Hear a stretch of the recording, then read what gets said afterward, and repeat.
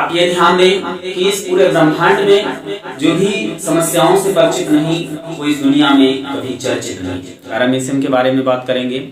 Paramecium जो शब्द है ये इसका जूलॉजिकल नेम कहा जाए तो पैरामीशियम कॉर्डेटम होता है। मीन्स पैरामीशियम कॉर्डेटम, अगर इसके हम जूलॉजिकल नेम की बात करें, पैरामीशियम कॉर्डेटम जो होता है, कॉर्डेटम जो है इसका नाम जो है आखिर किन से बना हुआ है, तो सिंपल सा क्वेश्चन है। अब यहाँ पर हम देखेंगे कि जो आप पैरामीशियम और ये पेलिकियल हैं, फिर आपका वेसल ग्रेन्यूल्स हैं, ये सारी चीज़ों को यहाँ पर हम स्टेप टू स्टेप स्टडी करेंगे। यहाँ पर हम देखेंगे आपका पैरामीशियम जो है, पैरामीशियम आपका इंडिविजुअल जो बिलोंग करता है किस संघ के अंतर्गत, प्रोटोजोआ संघ के अंतर्गत। प्रोटोजोआ जो संघ होता है इसका शाब्दिक अर्थ होता है प्रोटो प्लस जोन से बना हुआ है। प्रोटो मीन्स होता है प्रिमिटिव, जोन्स मीन्स होता है एनिमल या लिविंग बींग्स। तो जितने भी इंडिविजुअल्स हैं जो प्रोटोजोआ संघ के अंतर्गत आते हैं वो सभी प्रिमिटिव हैं, आद्य हैं या प्रारंभिक हैं। उसमें आपका यूग्लिना आता है, अमीबा आता है, पैरामीशियम आता है, एंटामीबा हिस्टोलिटिका आता है। इसके अलावा और भी बहुत सारे इंडिविजुअल्स इसमें आते हैं। हम यहाँ पर इस वीडियो में बात करेंगे पैरामीशियम, और हम बात करें कि ये किस दृष्टि से किस एग्जाम में, यहाँ पर देखेंगे पीजीटी, एनटीजीटी और जितने भी कॉम्पिटिटिव एग्जाम हैं इससे जो है बहुत सारे क्वेश्चन आपको मिलने वाले हैं। तो यहाँ पर जैसे हम बात करते हैं कि पैरामीशियम कहाँ पाया जाता है, पैरामीशियम जो है इसके पास लोकोमेट्री ऑर्गन कौन सा होता है, भोजन कैसे करता है, ये कैसे जीवन यापन करता है, इतने सारे क्वेश्चंस का आपको जवाब मिलने वाला है।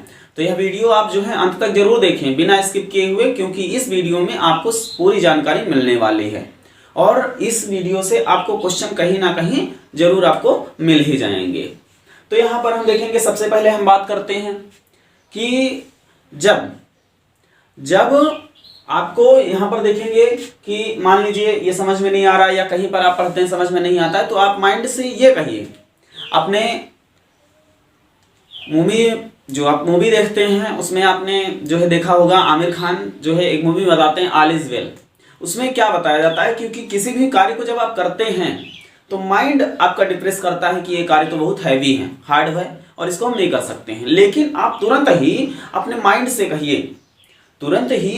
से कहिए कि ये काम तो बहुत ही आसान है, इसको हम आसानी से कर सकते हैं, और आप ऐसा करके देखिए काम को आप बहुत ही आसानी से कर सकते हैं। ठीक उसी तरह से 4 फीट का अगर आपको नहर या नाला लांघना हो तो आप अगर पहले सोच लेते हैं कि इसको नहीं लांघ सकते हैं तो आप बिल्कुल हैं कि लांघ नहीं पाएंगे। लेकिन वही आप क्या करते हैं, जब दौड़ रहे होते हैं, कोई समस्या होती है तो 5 फीट का जो चौड़ा होता है नाला, उसको आप लांघ जाते हैं। क्यों? क्योंकि हमारा माइंड खुद ही सेटअप करता है कि आप क्या करने वाले हैं और क्या नहीं करने वाले हैं। तो आप जो भी नहीं कर सकते हैं उसको भी आप सोचें कि हम कर सकते हैं, आप आसानी से कर सकते हैं। क्योंकि माइंड कंट्रोल करेगा तो फिर समस्या है। आप जो है माइंड को कंट्रोल करिए, तभी यहाँ पर जो है सक्सेस होंगे। अब हम बात करते हैं कि इसको किस तरह से समझा जा सकता है। आपको पढ़ना है ही नहीं, और यहाँ पर ज़्यादा बात ना करते हुए हम बात करते हैं कि जो है पैरामीशियम के फिर बाद में बात करेंगे आपसे।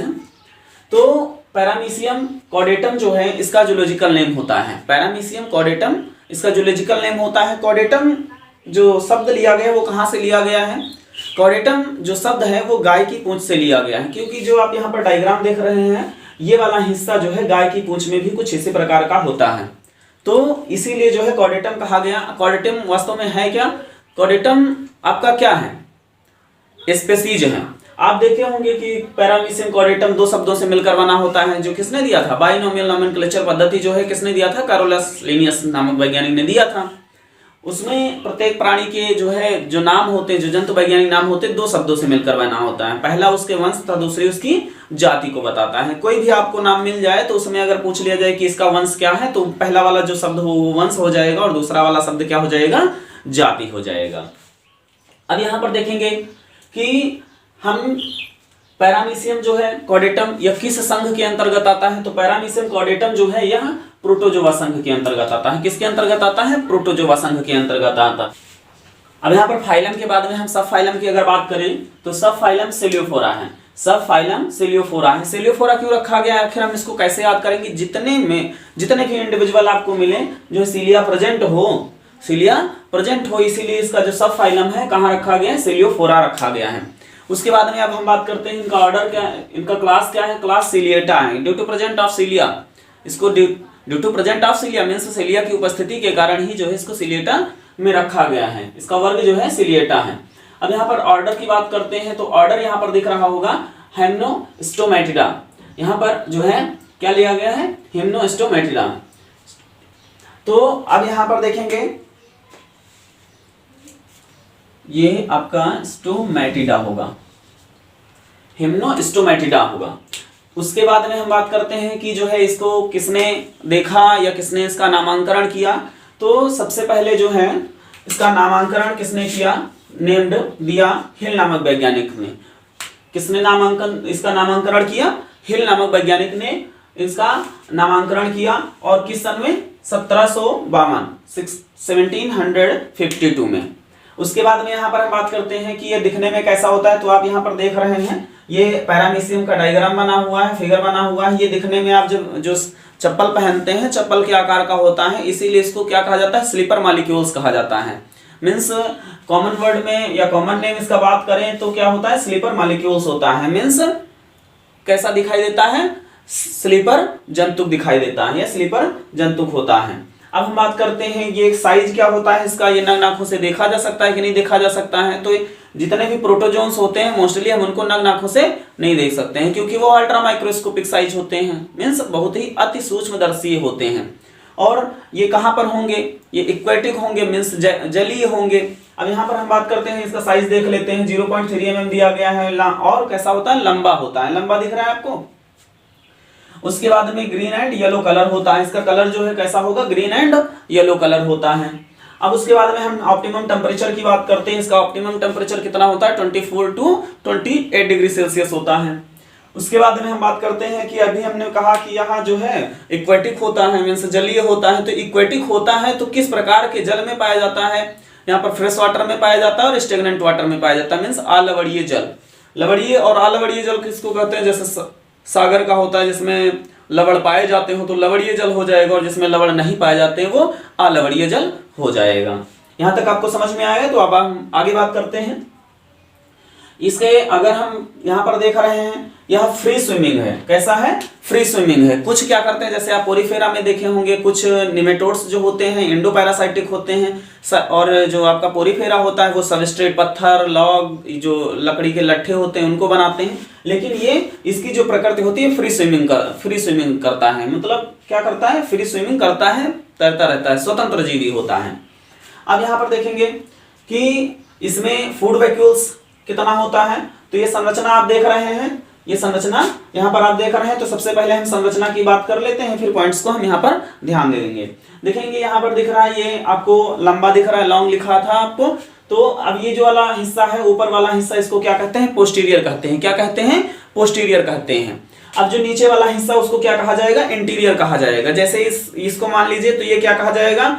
अब इस हिसाब से कहा जाएगा, इसको डॉर्सल कहा जाएगा, इसको वेंट्रल कहा जाएगा। इसको क्या कहा जाएगा? डॉर्सल कहा जाएगा। ऊपरी वाले हिस्से को डॉर्सल कहा जाएगा, नीचे वाले हिस्से को वेंट्रल कहा जाएगा। लेकिन अगर यह इस तरह से हो या इस तरह से हो तो ऊपर क्या है? ये पोस्टीरियर हो जाएगा और ये इंटीरियर हो जाएगा। ये क्या हो जाएगा? पोस्टीरियर हो जाएगा और ये इंटीरियर हो जाएगा। पोस्ट देखिए, पोस्ट मतलब ऊपर वाला और एंट मतलब नीचे वाला। पोस्टीरियर मतलब ऊपर और इंटीरियर मतलब नीचे। ये बात समझ में आ गई आपकी? अब देखिए यहाँ पर जो रोमाट दिख रहे हैं या हेयर लाइक स्ट्रक्चर दिख रहे हैं, इनको क्या कहते हैं? सीलिया कहते हैं। क्या कहते हैं? सीलिया कहते हैं। सीलिया इनका क्या महत्व होता है? सीलिया जो होते हैं लोकोमोटरी ऑर्गन होते हैं। किसमें? In paramecium. या फिर क्लास की बात करें तो सिलिएटा में, टोटल सिलिएटा में जितने भी आपका लोकोमोटरी ऑर्गन होगा वो कौन सा होगा? सीलिया ही होगा। इसीलिए जितने भी क्लास होंगे, और क्लास अगर किसी भी इंडिविजुअल्स का सीलिएटा है, इसका मतलब लोकोमेट्री ऑर्गन सीलिया ही प्रेजेंट है। अब हम बात करते हैं, यहाँ पर देख रहे हैं जो आउटलाइन आपको दिख रही है, ये वाली आउटलाइन जो दिख रही है, ये आउटलाइन आपको जो दिख रही है, इसके अंदर इक्टोप्लाज्म एंड इंडोप्लाज्म क्लोज्ड है। ये क्या है? इक्टोप्लाज्म एंड इंडोप्लाज्म क्लोज्ड है। तो ये संरचना क्या कहलाती है? पेलिकल कहलाती है। ये देख रहे हैं यहाँ पर जुड़ा हुआ है, इसको क्या कहते हैं? पेलिकल कहते हैं। अब पेलिकल के बाद में जैसे यहाँ पर देखे होंगे कुछ डॉट सदृश या जो है रॉड शेप्ड स्ट्रक्चर दिखाई देते हैं, इनको क्या कहते हैं? ट्राइकोसिस्ट्स कहते हैं। क्या कहते हैं? ट्राइकोसिस्टिस कहते हैं। अभी ट्राइकोसिस्टिस का इनका काम क्या होता है, अभी हम सविस्तार इसके बारे में अध्ययन करेंगे। अब ट्राइकोसिस्टिस के जैसे ही आप ये वाला हिस्सा देखते हैं, ये वाला हिस्सा या दूसरे शब्दों में कहा जाए पेलिकल और इंडोप्लाज्म, ये वाला हिस्सा क्या कहलाता है? इंडोप्लाज्म कहलाता है। ये देखिए यहाँ पर इंडोप्लाज्म है, ये क्या है? इंडोप्लाज्म है। और देखे होंगे कि यहाँ से जुड़ा हुआ है। तो इंडोप्लाज्म के बाहर और इक्टोप्लाज्म जो आपका इंडोप्लाज्म के बाहर और पेलिकल के अंदर ये क्या कहलाएगा? इक्टोप्लाज्म कहलाएगा। क्या कहलाएगा? इक्टोप्लाज्म कहलाएगा। ये देखिए ये वाला हिस्सा क्या कहलाएगा? इक्टोप्लाज्म कहलाएगा। अब देखिए आप सीलिया समझ लिए, ट्राइकोसिस्टिस समझ लिए, पेलिकल समझ लिए, इक्टोप्लाज्म समझ लिए, इंडोप्लाज्म समझ लिए। अब हम बात करते हैं जो आप इसका महत्वपूर्ण एक कह सकते हैं कि स्पेसिफिक कैरेक्टर है ओस्मोरेगुलेशन का। ओस्मोरेगुलेशन किसको कहते हैं या किससे होता है? तो ओस्मोरेगुलेशन जो होगा कॉन्ट्रैक्टाइल वैक्यूल्स के मदद से होगा। अब पैरामीशियम में हम बात करते हैं कि कॉन्ट्रैक्टाइल वैक्यूल्स जो होती हैं वो संख्या में कितनी होती हैं? तो कॉन्ट्रैक्टाइल वैक्यूल जो होती हैं वो संख्या में 2 होती हैं। एक जो है फास्टर यानी कि दूसरे शब्दों में कहा जाए जो पोस्टीरियर वाली होती है वो ज्यादा एक्टिव होती है, और जो इंटीरियर वाली होती है वो थोड़ा सा कम एक्टिव होती है, स्लो होती है।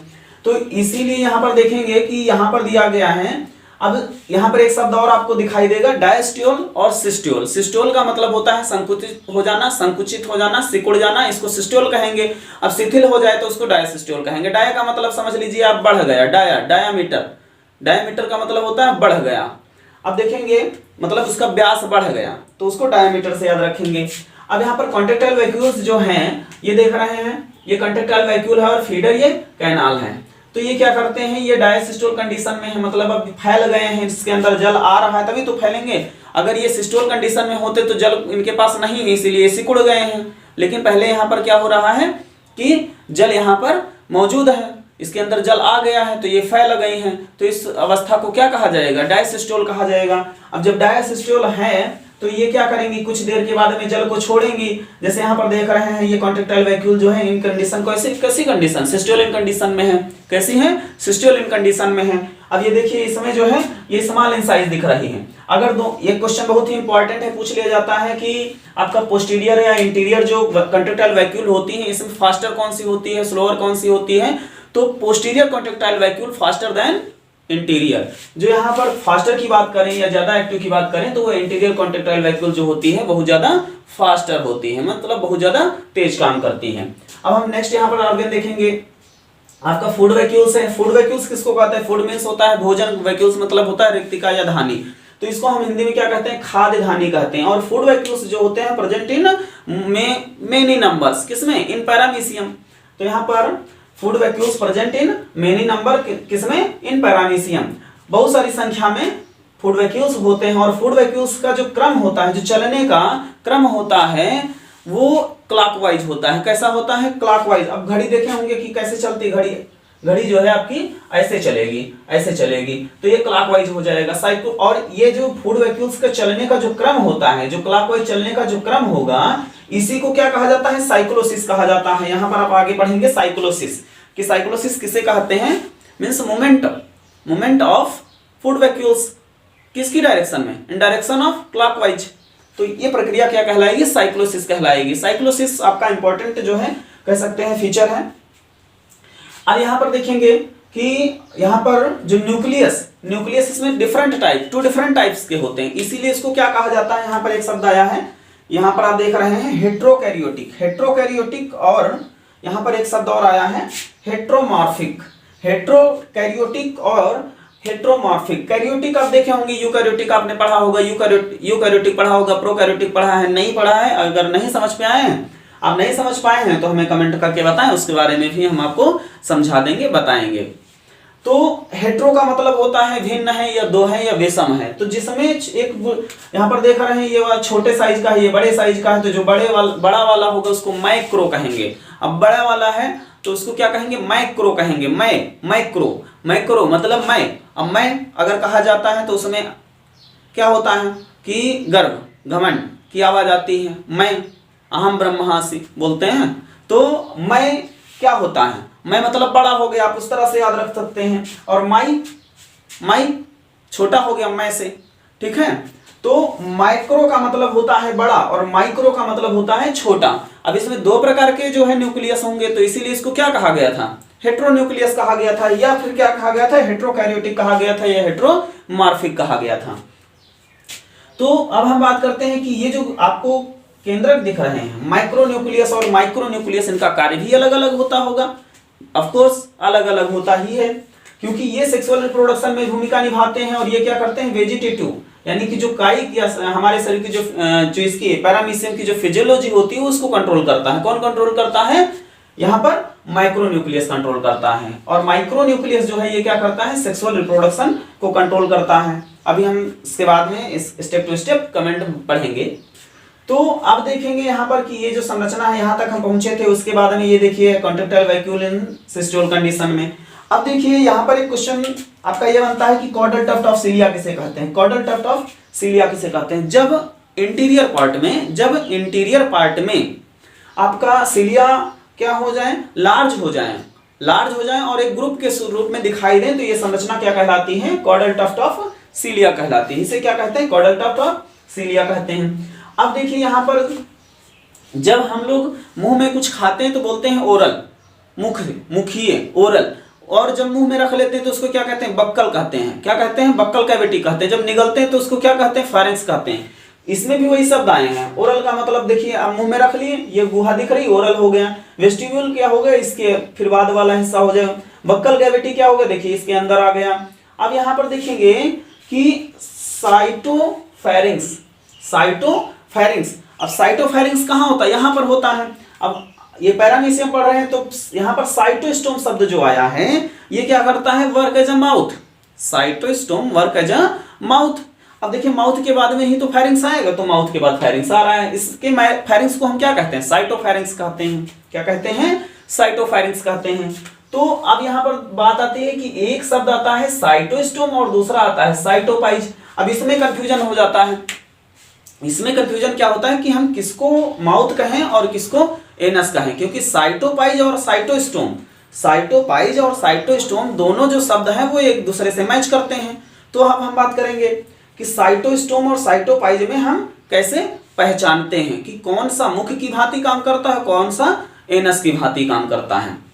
तो यहाँ पर देखेंगे जो साइटोस्टोम है इसमें आप ध्यान देखिए कहीं एम मिल रहा है, एम दिख रहा है साइटोस्टोम, और साइटोपाइज में एम मिल रहा है, नहीं मिल रहा है। तो एम से हम क्या कह सकते हैं, माउथ कह सकते हैं। अब माउथ हम याद रखेंगे कि साइटोस्टोम में एम है तो माउथ कहेंगे, और साइटोपाइज में एम नहीं है तो उसको माउथ नहीं कहेंगे। अब हमने कहा था कि एक तो माउथ होता है, दूसरा एनस होता है। एनस क्या है, एनस एज एक्सक्रीटरी अपर्चर, क्या करता है, उसके माध्यम से एक्सक्रीटरी सब्सटेंस जो होते हैं एक्सक्रीट कर दिए जाते हैं। तो साइटोस्टोम में एम आया तो ये माउथ हो गया, साइटोपाइज जो बच गया इसको हम क्या कहेंगे, एनस कहेंगे। इसी से जो क्या होता है, फूड जो होता है इजेशन होता है या एक्सक्रीट होता है। उसके बाद में यहाँ पर देखेंगे जो आपका इंडोप्लाज्म है। अभी तक आपने क्या पढ़ा कि सिलिया पढ़ लिया, पेलिकल पढ़ लिया, ट्राइकोसिस्टिस पढ़ लिया, इक्टोप्लाज्म पढ़ लिया। अब इंडोप्लाज्म में यहाँ पर बहुत सारे पार्टिकल्स भी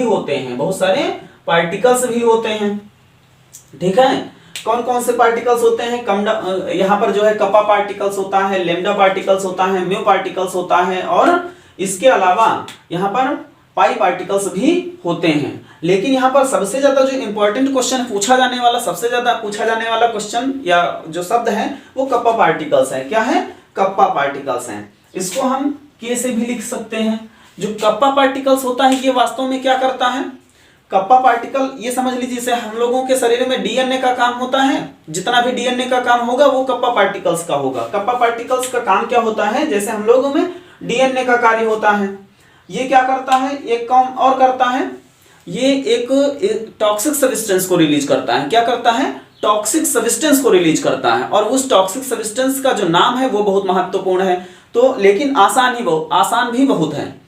तो जो कप्पा पार्टिकल्स के माध्यम से जो आपका टॉक्सिक सब्सटेंस एक्सक्रीट किया जाता है उसको क्या कहते हैं, पैरामाइसिन कहते हैं या पैरामिसिन कहते हैं। क्या कहते हैं, पैरामिसिन कहते हैं। इस पर आप डबल स्टार लगा लीजिए, ये बहुत ही इंपॉर्टेंट है कि पैरामिसियम।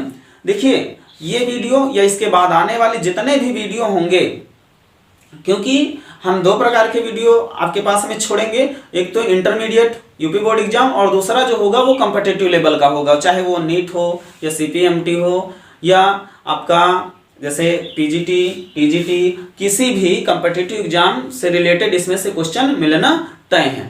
तो अगर वीडियो आपको पसंद आते हैं तो आप चाहें कि जब वीडियो हम अपलोड करें आपके पास पहुंच जाए, तो उसके लिए आपको क्या करना पड़ेगा, चैनल को सब्सक्राइब करना पड़ेगा और बेल आइकन को दबाना है। ये तो सब आप लोग बहुत ही अच्छे से जानते हैं। यदि आपको पसंद होता है वीडियो और ऐसे आवश्यकता है तो आप कर सकते हैं, नहीं तो कोई बात नहीं। देखने के लिए आपका हम बहुत बहुत आभार व्यक्त करते हैं। तो अब देखेंगे इसके बाद में हम यहां तक इसके बारे में हम समझ चुके थे।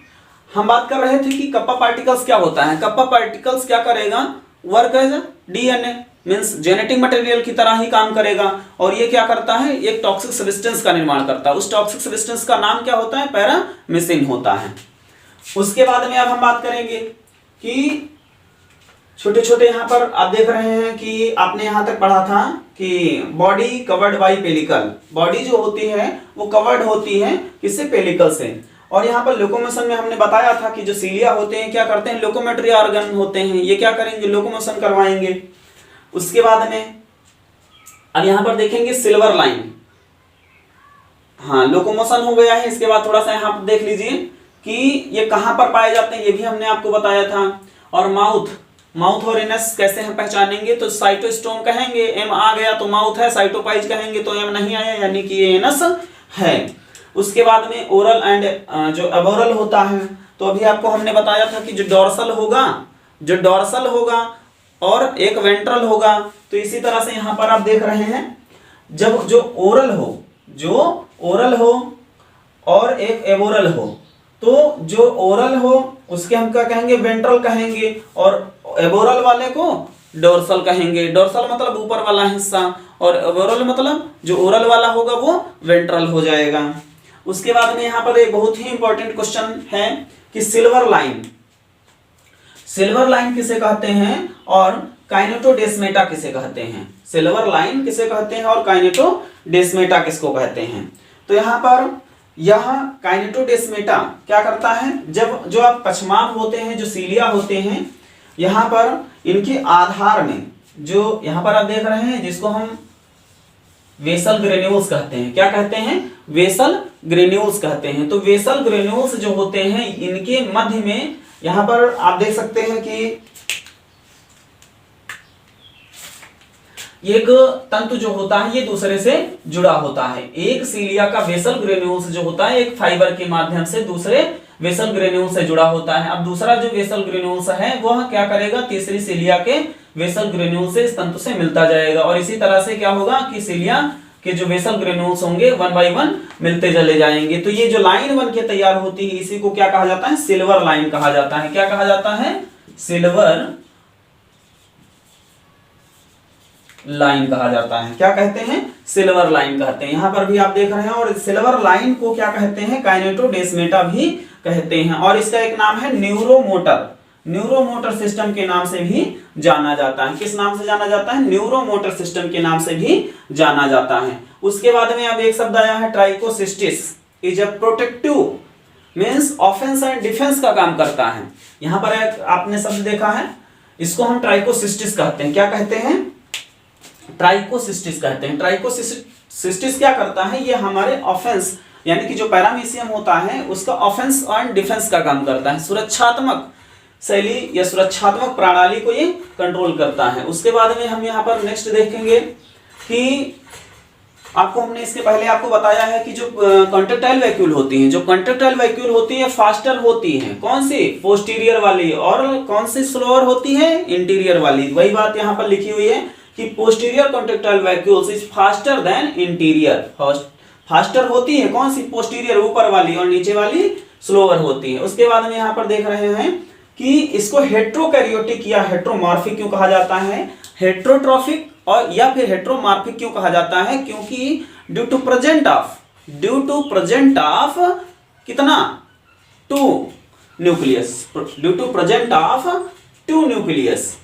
और 2 यहाँ पर केंद्रक की उपस्थिति के कारण इसको क्या कहा जाता है, हेट्रोकैरियोटिक या हेट्रोमॉर्फिक मार्फिक कहा जाता है। अब थोड़ा सा हम जान लेते हैं कि कौन सा जो है माइक्रो न्यूक्लियस होता है। अभी आपने पढ़ा है, अभी आपको हमने बताया कि माइक्रो कैसे पहचानेंगे, माइक्रो कैसे पहचानेंगे।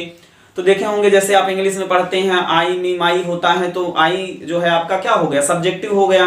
अब यहाँ पर देखेंगे मैं आई कहते हैं तो आई बड़ा मान लेंगे तो मैं बड़ा हो गया। फिर माई चला जाएगा तो माई कहाँ हो जाएगा, माई आई से छोटा हो जाएगा। ठीक है, तो माई हम छोटा मान लेंगे तो इसे आई कह दिया मैं।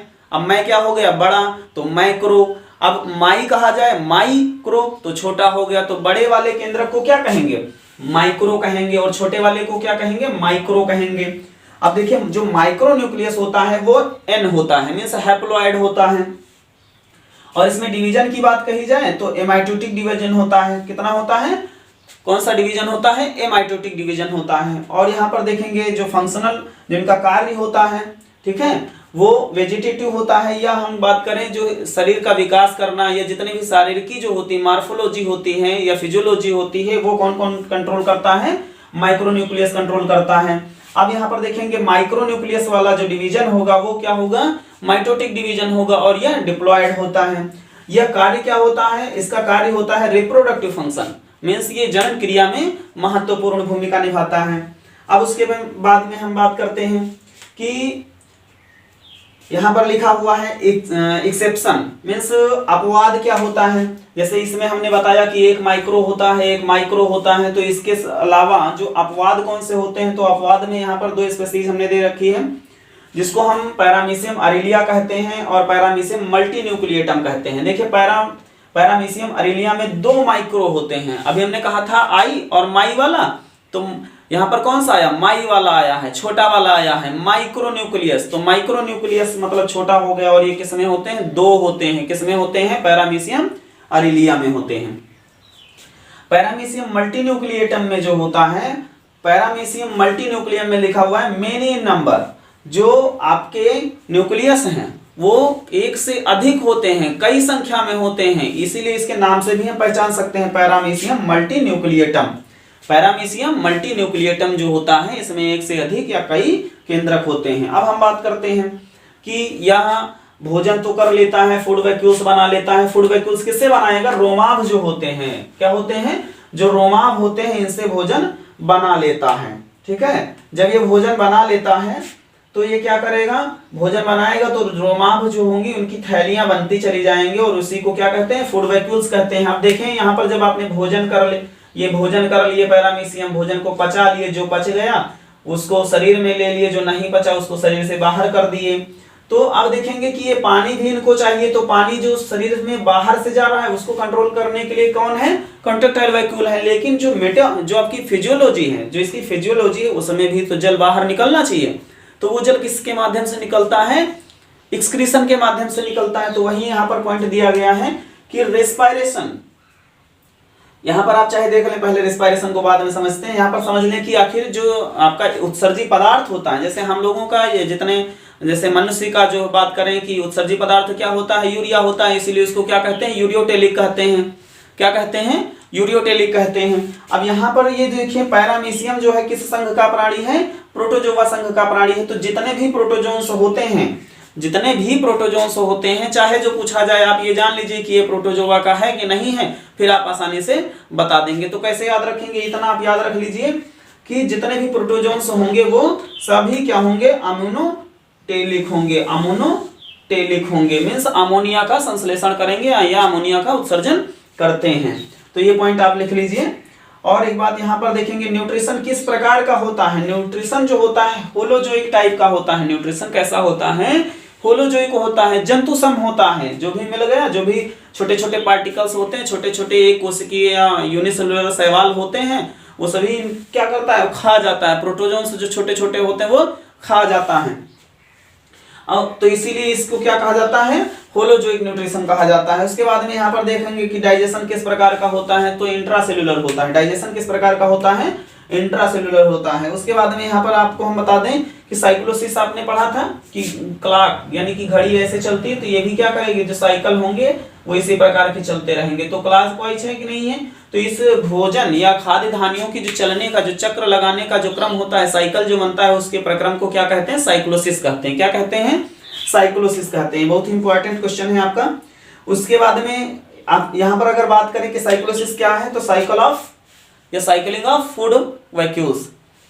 उसके बाद में इसका फेवरेट फूड, ये सबसे ज्यादा किसको पसंद करता है, तो यहाँ पर देख रहे हैं ये एक प्रोटोजोन्स होता है जो सबसे ज्यादा इसको पसंद करता है। उसका नाम क्या है, टेट्राहाइमिना। जो टेट्राहाइमिना होता है यह भी एक प्रोटोजोन्स ही है, लेकिन यह इसको बहुत पसंद करता है। कैसे, फ्रेंडशिप में नहीं, खाने में, भोजन में सबसे ज्यादा पसंद करता है किसको, टेट्राहाइमिना को। कौन पसंद करता है, पैरामीशियम करता है। अब यहाँ पर देखेंगे कि जो पोस्टीरियर हो गया due to present of both, ये आपका हेटेरोकैरियोटिक भी हो गया था। उसके बाद में यहाँ पर देखेंगे कि आपने अभी पढ़ा कि जो इसका फेवरेट फूड होता है किसका, पैरामीशियम का फेवरेट फूड जो होता है टेट्राहाइमिना होता है। लेकिन टेट्राहाइमिना का कहीं और तो यूज नहीं होता है, यूज होता है कहाँ पर होता है, बायोलॉजिकल रिसर्चेज में होता है। कहाँ पर, बायोलॉजिकल रिसर्चेस में होता है। अब यहाँ पर उसके बाद में देखेंगे जो फूड वैक्यूल्स होती हैं डाइजेस्ट इन एसिडिक, जो फूड वैक्यूल्स होती हैं digested in acidic and basic medium. Means जो फूड वैक्यूल्स होता है, जो भोजन होते हैं वो किस किस माध्यम में डाइजेस्ट होते हैं, तो एसिडिक एंड किसमें, बेसिक, बोथ मीडियम, दोनों मीडियम में इसका पाचन हो जाता है। उसके बाद में यहाँ पर नेक्स्ट कमेंट हम देखते हैं, नेक्स्ट जो है क्वेश्चन देखते हैं कि रेस्पायरेशन एंड एक्सक्रीशन कैसे होता है। तो रेस्पायरेशन और एक्सक्रीशन ये कैसे हो रहा है, देखिए आउटर या जनरल बॉडी सरफेस से हो रहा है। एक्सक्रीशन कैसा हो रहा है, जनरल बॉडी सरफेस से होगा। और रेस्पायरेशन कैसा होगा, रेस्पायरेशन भी जनरल बॉडी सरफेस से ही होगा। इसमें कोई ऐसा नहीं कि फेफड़े पाए जा रहे हैं, नाक पाए जा रहे हैं, ऐसा नहीं हो रहा है। जनरल बॉडी सरफेस से ही रेस्पायरेशन भी हो रहा है और एक्सप्रेशन जो आपका एक्सक्रीशन भी हो रहा है। उसके बाद में यहाँ पर हम बात करते हैं कि रिप्रोडक्शन किस प्रकार का होता है। तो पैरामीशियम में रिप्रोडक्शन जो है कंजुगेशन, ये आपने पढ़ा होगा। लेकिन यहाँ पर हम देखेंगे कि कहेंगे कि बाइनरी फिजन द्वारा होता है। रिप्रोडक्शन कैसा होता है, बाइनरी फिजन द्वारा होता है। यह सेक्सुअल प्रोसेस जो होती है जिसको हम कंजुगेशन कहते हैं। एक तो होता है बाइनरी फिजन और दूसरा जो कंजुगेशन होता है। कंजुगेशन क्या है, कंजुगेशन जो है एक सेक्सुअल प्रोसेस है, यह सेक्सुअल जो है आपका रिप्रोडक्शन है। अब यहाँ पर कंजुगेशन में देखेंगे कि क्या होता है, एक्सचेंज ऑफ माइक्रोन्यूक्लाई। क्योंकि हमने अभी बताया था वेजिटेटिव जो आपका वेजिटेटिव जो मेटाबॉलिज्म या फिजियोलॉजी होती है वो माइक्रो कंट्रोल करता है, और छोटे वाले को जिसको हम माइक्रो कहते हैं रिप्रोडक्शन में भाग लेता है। तो वही बात यहाँ पर कही गई है। कंजुगेशन में क्या होता है, एक्सचेंज ऑफ माइक्रोन्यूक्लियस या माइक्रोन्यूक्लाई। छोटी वाली जो केंद्रक होता है, जो छोटे वाला केंद्रक होता है उसका क्या होता है, आदान प्रदान होता है। और ये कितने प्रकार का होता है, ऑटोगैमी होता है, साइटोगैमी होता है, एंडोमिक्सिस होता है और हेमीमिक्सिस होता है। तो इस प्रकार से यहाँ तक आपने पढ़ा। और इसके बाद में हम बात करें कि इंफीमिक्सिस होता क्या है। तो इंफीमिक्सिस में फ्यूजन होता है, किसका होता है, fusion of male pronuclei with female.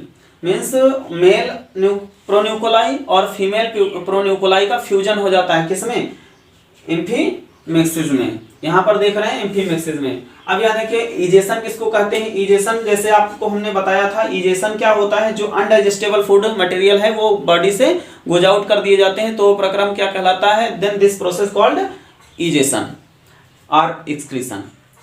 तो इस तरह से यहाँ पर और भी हम कुछ क्वेश्चन के बारे में अगर हम बात करें कि सिल्वर लाइन किसे कहते हैं, कप्पा पार्टिकल्स का काम क्या होता है, तो ये बहुत ही इंपॉर्टेंट जो है क्वेश्चन है और कई परीक्षाओं में पूछे गए हैं। यदि आप किसी भी कॉम्पिटिटिव एग्जाम की तैयारी करते हैं तो आपको पता चल गया होगा कि इस वीडियो से आपके कितने क्वेश्चन तैयार हो गए हैं।